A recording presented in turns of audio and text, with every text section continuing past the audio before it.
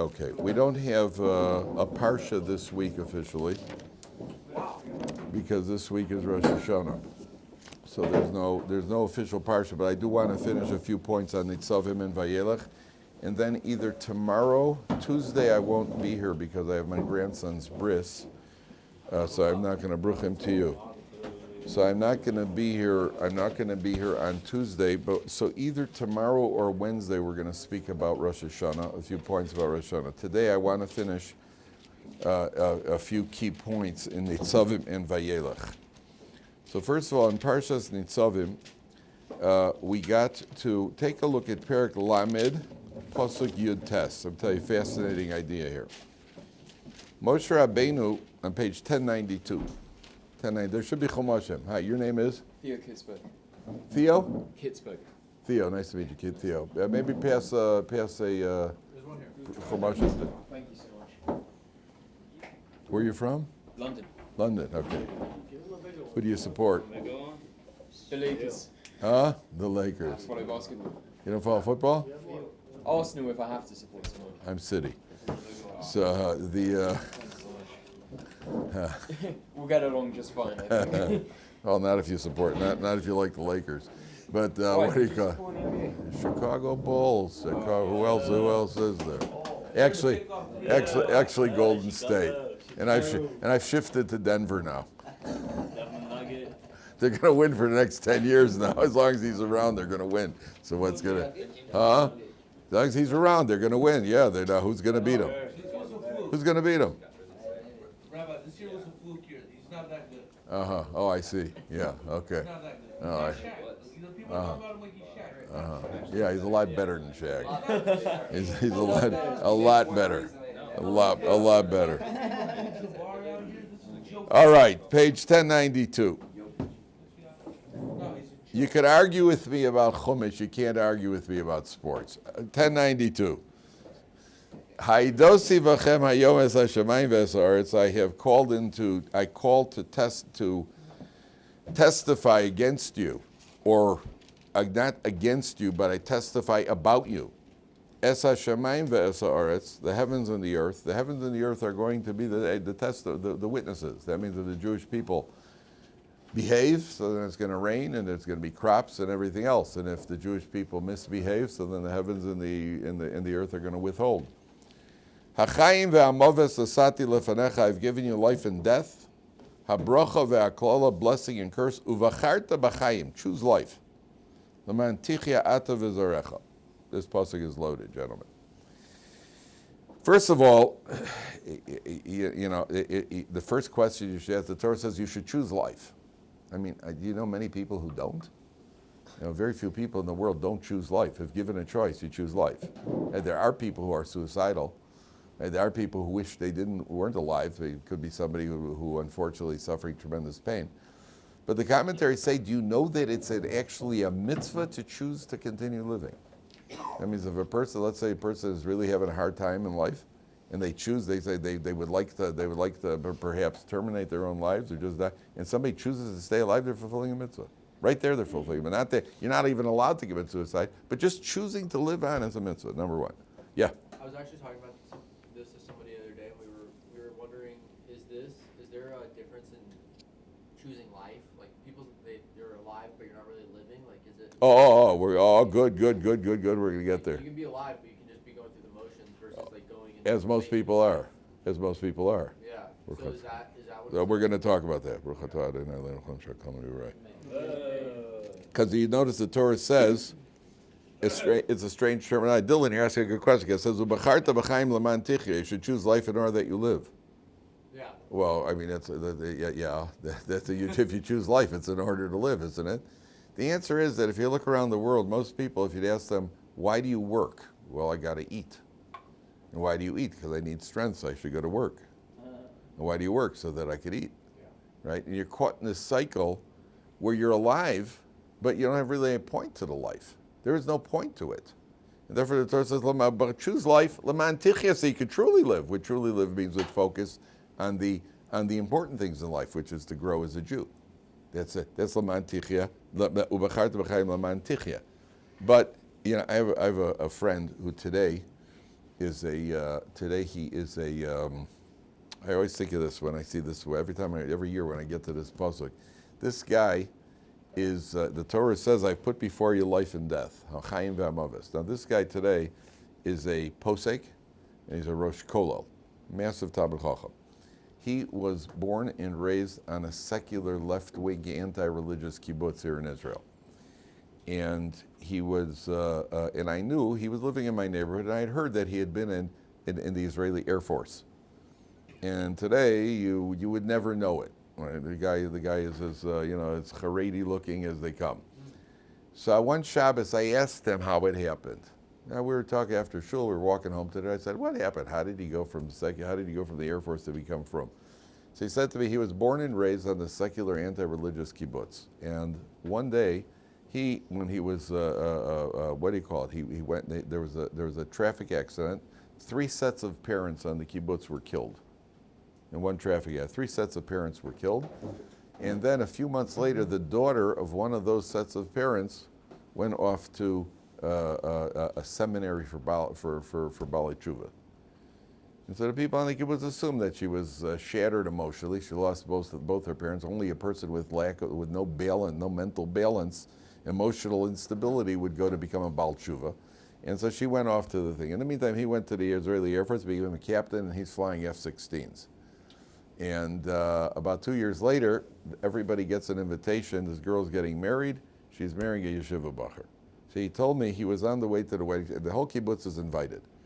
He was on his way to the wedding, and he's wearing his Air Force uniform, and he's with his friends, and they're making jokes. In the expression he uses, they were making jokes about yeshiva bacherols. That's what they call them. Yeshiva bacherols don't know what's happening in the world. They're a bunch of turtles in a shell. They're not realistic. They don't know. They're making jokes. He said they got to the wedding, they're still making jokes. They have the Kabbalah Spanim, they're still making jokes. The chuppah, they're still making jokes. The chassan and kala go off to the yichud room, they're still making jokes. And all of a sudden somebody announces, after a few minutes, everybody get ready, the chassan and kala are coming out, get ready to greet them. So he said he was standing there, and everybody in the room stood up. The chassan, his friends, all the yeshiva guys got ready to start dancing. They moved to one side of the room. And all of his people, his family, his friends, all the people from his kibbutz, they moved to the other side of the room. They weren't going to have anything to do with the dancing. They weren't interested in that. And he told me he was standing there, and he was looking at the contrast between the yeshiva guys and his people. And he thought to himself, Ze chai v'ze met. He said, this is life and this is death. They're alive, they're dead. He said, this decision to become frum was made instantaneously. On the spot, he made the decision. He said, that's it. Just one look at the yeshiva bachurim.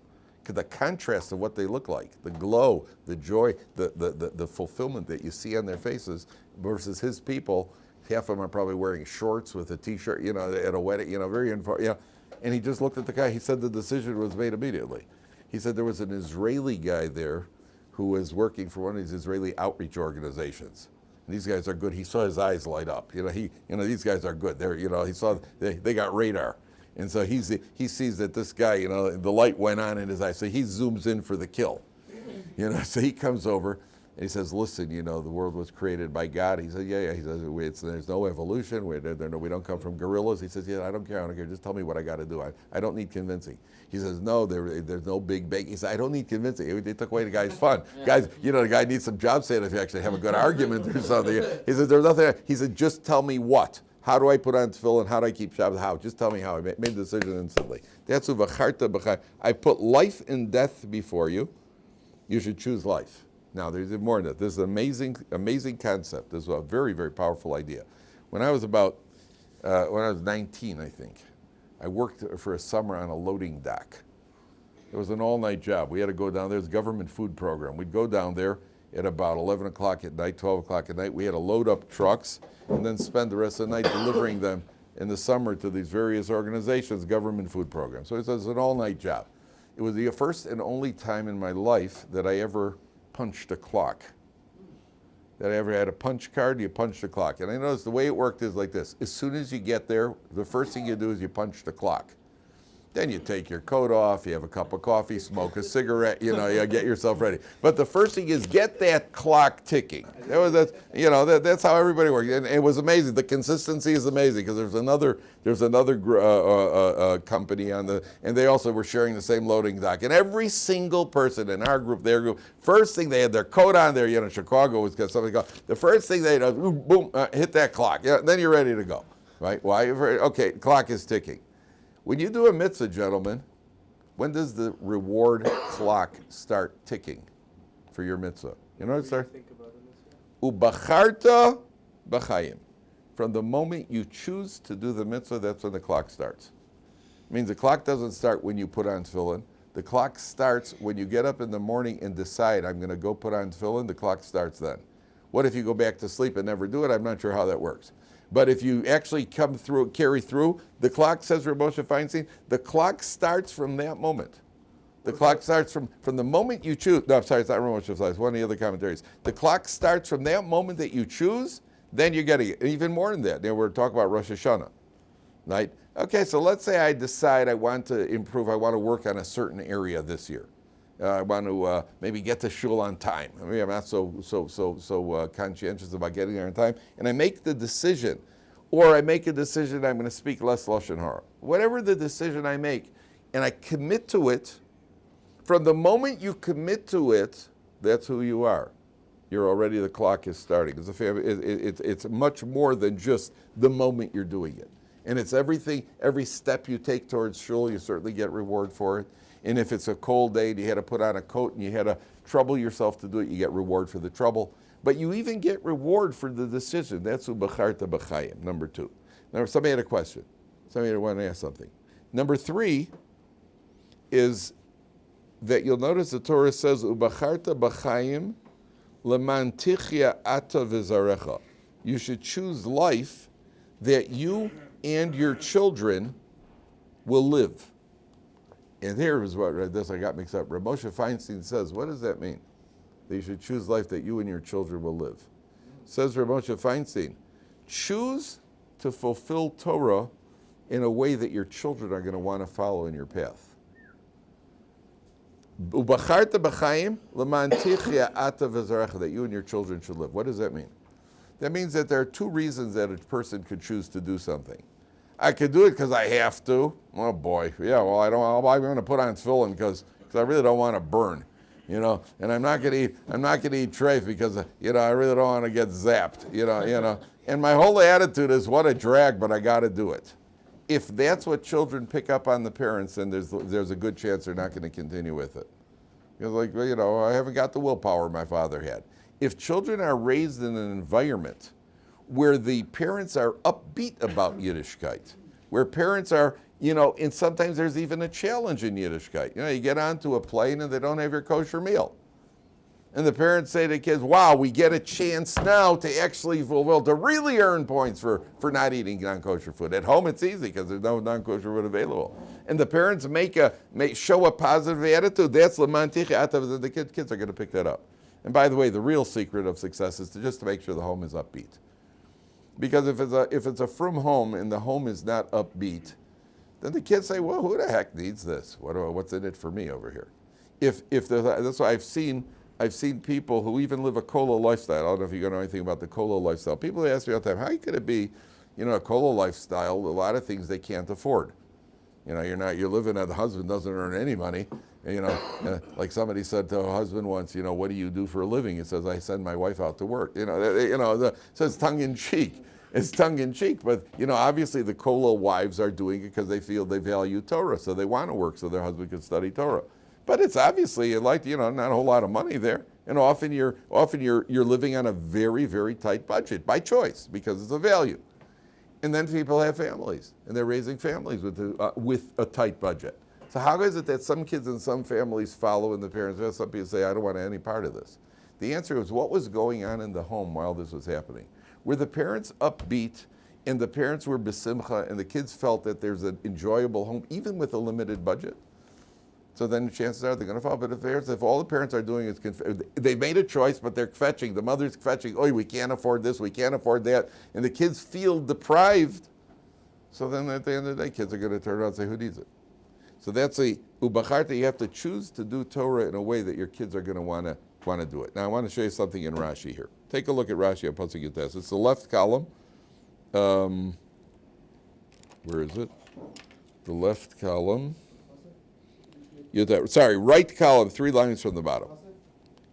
Yutes. 1092, 3 lines. Rashi, Yutes. Lamed Yutes, 3 lines from the bottom into Rashi. Rashi says like this. Haidosi bechem hayom es Hashem. Now you have to pay attention to every word here in Rashi. I have called to witness the heavens and the earth. Says Rashi. So everybody see that right column? If you find it, please show the person next to you if you find it. Shehem kayomim la'olam. The heavens and the earth will be there forever. V'kasher tikra eschem hara. When the unfortunate things happen, which we learned about in the previous Parsha, you aidim, the heavens and earth will serve as witness. Shani hisreisi b'chem b'cholos. I warned you about all this. I told you this is going to happen. And the heavens and earth are going to be witnesses. And then Rashi brings another pshat. Davar acher. Haidosi b'chem hayom es hashamayim. Amar lehem HaKadosh Baruch Hu Yisrael. Hashem said to the Jewish people, Histaklu b'shamayim sheborasi l'shamesh eschem. Look up to the heavens which I've created to serve you. Shema shinu es midasam. Did they ever change? Shema lo ola galgal chama mina mizrach veheir olam. Did the sun never rise in the east and shine for the entire world? Do you know that? What's the Hebrew word for the sun? Shemesh. What's it connected? What Hebrew word is that connected to? What's the guy called? A shamish. What does the guy do in Hebrew? In the shamish in the shul, what does he do? He's the guy who takes care of the shul, right? Shamish means the reliable worker. The most, you know why it's called Shemesh? Because it's the most reliable worker in history. The sun gets up for nates every morning. How do you like that? He's never missed the nates. The sun's up at nates every morning. And the sun has never missed a morning. He's there, he's the most reliable servant there is. So Hashem says, did the sun ever not do his job? And then he says, he quotes the pasuk from Kohel's Ketnian, Shenemar v'zorach Hashem Shubah Hashem, the sun shines, the sun sets. And then he says the following. Stay with this, gentlemen, because it gets a little subtle. Histaklu ba'aretz shebarasi, left column, 3rd line. Look at the earth that I created, l'shamesh eschem. Shema shinsa midasa, did the earth ever change its job? Shema zarata mosa v'lo simcha, did you ever plant and the earth doesn't grow? You plant, things grow. That's how it works. Did the earth ever, you plant it and the earth didn't grow? It just swallowed it down into the, what happened? Oh, Shema zarata b'chitim v'elsa zorim, did you ever plant wheat and out came barley? Uma elu, now comes the Gemara logic. See, there's Gemara everywhere you go. That thumb goes up everywhere, right? Uma elu, if these shenasu lolas char v'lola hefsed, they're not created for reward or punishment. Im zochin ein mekabel schar v'im kotin ein mekabel paranos, they're not going to get reward or punished. Lo shinu es midasam, yet they don't change their job, their reliability. Atem, you. Shim zachisem tekablu schar, if you married, you'll be rewarded. V'chatasem tekablu paranos, if you sin, you're going to be punished. Alachas kama v'kama, all the more so. A kal v'chomer. If the sun and the earth and the crops never change and they don't get rewarded, so a human being, look, we're playing for keeps over here. You know, they're high stakes. So all the more so we should do what we're told. That's what Rashi says. Now, the question here is like this. You know, we're pretty sharp. You know, why do I need so many examples here? Just give me the sun. That's a good enough example. And the crops. First he says the sun never changed. Then he tells you, and did you ever plant the earth and the earth didn't sprout? Okay, I got the point. And did wheat ever become barley? I got it. I got it already. Why are you going on and on? That means each thing here is teaching us a lesson. And the lesson is, number one, to do the job. We have to do our job. First thing, to do the job consistently, like the sun, and like the earth, which always you plant and it grows. And then it tells us about the wheat and the barley. Why? What's the point? Did you ever point wheat? I don't know if any wheat ever became a barley, right? No Cub fan ever became a Sox fan, right? Ever. Sox fans have become Cub fans, right? I know about that one, Chief. Yeah, I do. Yeah, if they probably at some point they do tshuva and become Cub fans, but no Cub fan ever sinned and became a Sox fan. Right? No wheat ever became a barley. Nate, it's not too late. It's the season for tshuva. It's not too late. No wheat ever became a barley. No wheat. What's going on? Listen carefully. The answer is that the Torah is emphasizing not only you got to do a job and do it consistently, you got to do your job. Your job, not somebody else's job. You're a wheat, grow wheat. You're a barley, grow barley. And no wheat ever became a barley. That means what he's doing has nothing to do with you. So we look at him, well, look at the way he davens, look at the way his mitzvah, what are you looking at other people for? You were given we're given an individual role. Each person was created to fulfill their potential. That's what we have to do, fulfill our potential. And the Torah is emphasizing over here, do the job. The hardest thing in life, by the way, is consistency. Do you know that the Rambam says, let's say you have $1,000. What's better, to give $1,000 to one poor man or $1 to 1,000 poor people? Okay, so you could say $1 to 1,000 poor people. I want to answer, what's a buck going to do for you? A buck here, a buck there. A buck here, a buck there. Yeah, but at the end of the day, giving $1,000 to one person, let's call it $1 million. Give $1 million to one person could change his life. Giving $1 to each of 1 million people, it's not going to have much of an effect, is it? So why does the Rambam say, like, you're correct? Why does the Rambam say you give 1 to 1,000 people, not 1,000 to one person? What do you say, Dylan? For some people, that dollar is everything. For some, it might not be much. Very few people nowadays is that dollar everything. Very few people. For $1,000 is everything to me. $1 isn't much. Yeah. The answer is because you're looking at the guy on the receiving end. But what does it do to the guy in the giving end? Why do we have to give to? Wait, you think Hashem can't support the poor people without us? Hashem can support them. He can do very well. The tzedakah is there for our benefit, like all other mitzvahs. It's not about him. It's about us. It's a mistake people make about davening. What, Hashem needs our prayers? He needs our praise? He needs what? He doesn't know how good he is? That's a mistake. That's what the cynics through history have always said. It's not the davening isn't for Hashem. The davening's for us to create inside ourselves a recognition of God. Not for Hashem. He doesn't need it. He doesn't need our help with the poor people. He's got plenty. Hashem's loaded. Hashem's got more than Trump. Right? Trump, I am so rich. I have so much. But Hashem has more. And he could easily distribute it any way he wants. So what does he need us for? It's not for them, it's for us. So that, says the Rambam, you give $1,000, you're in a moment of inspiration. You're happy, the market's up, you gave $1,000, you gave it away, you feel good about yourself. If you do 1,000 times the act of giving, what have you done to yourself? You've turned yourself into a giver. It has to do with the consistency. And the consistency determines who you are. By the way, there's a Gemara that says, I think we've mentioned this in the past. The Gemara says that there was a decree, the Romans decreed nobody should learn Torah. Rabbi Chanina ben Teradion, who we're going to read about on Yom Kippur, the one of the 10 they wrapped a Sefer Torah on him and they burnt him to death. So the Gemara says, in Avodah Zarah, Rabbi Chanina ben Teradion was teaching Torah in public. So Rabbi Yossi ben Kisma, who was the Gadol Ador, they met, and Rabbi Yossi ben Kisma said to Rabbi Chanina ben Teradion, I heard you're teaching Torah in public. I'd be surprised if they don't execute you. Not that he was wishing it on him. He was saying, just, you're defying the Romans. So Rabbi Chanina ben Teradion said to Rabbi Yossi ben Kisma, what's my portion going to be like in the world to come?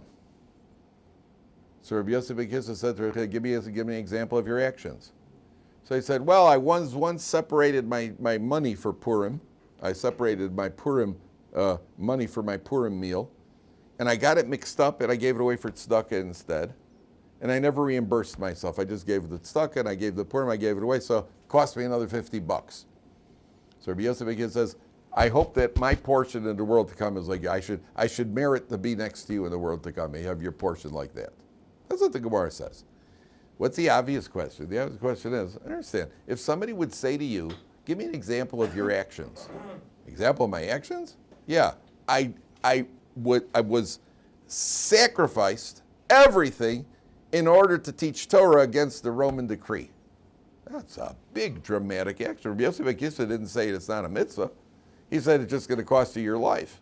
What could be bigger than being willing to teach Torah in public against the Roman decree? So why does Rabbi Hanina ben Teradian talk about his $50 on Purim, where if Rabbi Yosef Akisa says to him, hey, give me an example of something you've done? If I was Rabbi Hanina ben Teradian, I said, what do you mean an example? I taught Torah against the Roman decree. That's a lot more impressive. Can you imagine if somebody, let's say you once jumped into water, saved somebody's life, and somebody asks you, well, give me an example of what you've done. I saved lives. No, I gave $50 on Purim. Which one do you think is more impressive, right? I was once, I ran into a house where there was a fire and I saved 3 people's lives. No, I gave $50 for Purim. Why are you using that as an example? What's the answer? The answer is that the way we're judged, Rav Dessler says, there are 2 things that are happening in the world to come. There is reward for the mitzvah. We get reward for every mitzvah. But we occupy a station based on our true level. You get reward, but you have a certain station. Exactly what that means, that I can't tell you, but there is a concept like that. Your eternal station. What determines who we are as people? What determines what's your real level? What determines our level? What determines our level is not one big dramatic action. And there could be a few dramatic actions. What determines our action is the day-to-day little things that we do. That's who we really are, because that's the consistency. You gave a little bit of tzedakah, you put on tefillin, you said good morning to your parents, you said thank you, you said you did a chesed. The little things that we do on a regular basis, that's who we are as people. You did one dramatic thing. You could have a guy who's who's a gangster who once saved somebody's life. That means he's a tzaddik?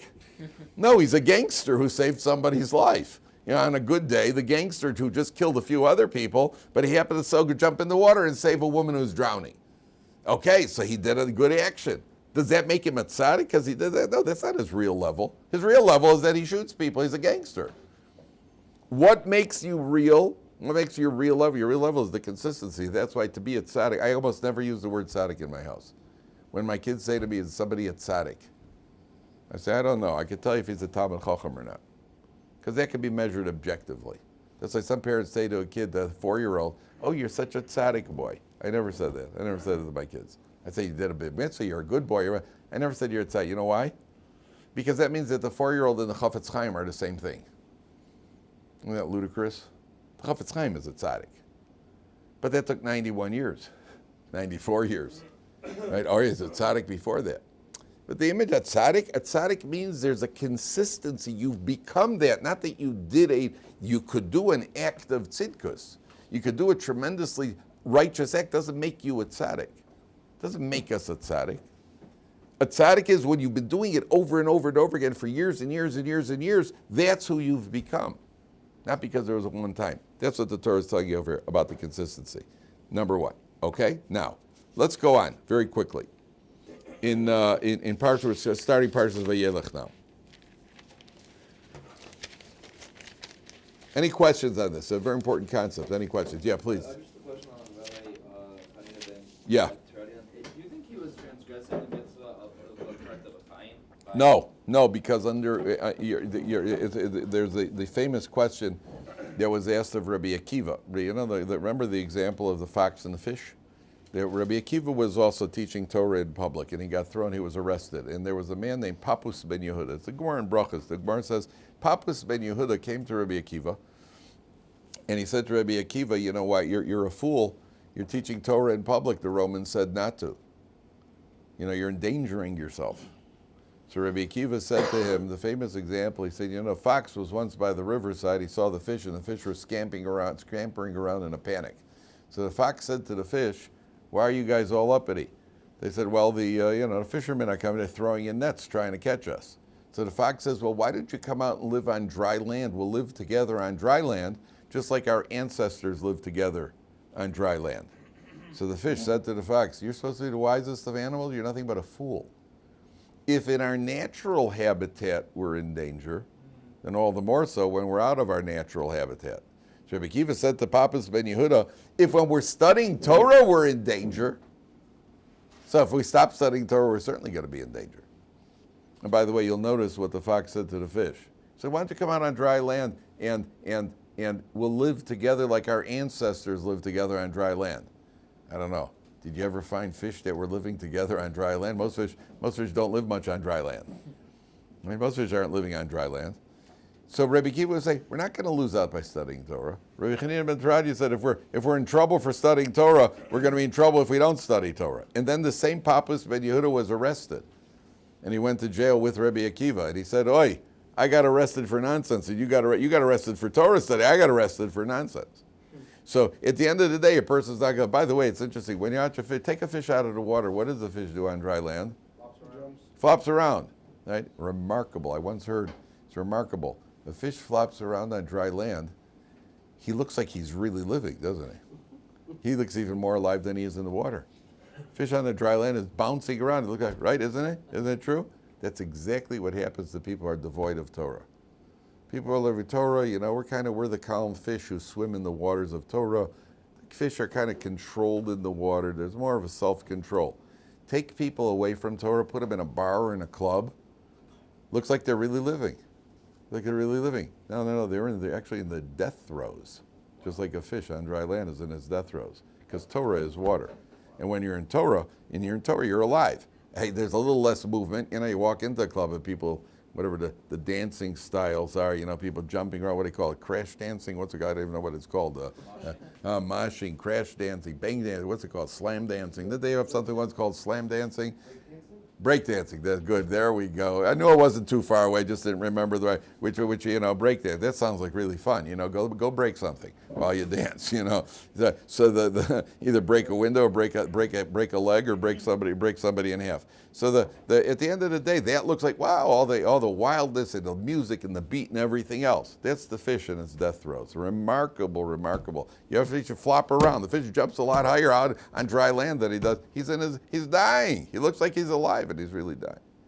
Whereas the fish in the water, everything is very controlled. You're just doing sometimes. I always watch. I look at a fish tank, goldfish or whatever it is. You look at the fish. I always wonder, what do you guys do all day? And they just kind of swim. They kind of look at. Sometimes they're just standing looking at you. But they're living. They're alive. Outside, they're dying. Okay. All right, gentlemen. I'm a little tired. Let's call it a day. We'll continue with it tomorrow.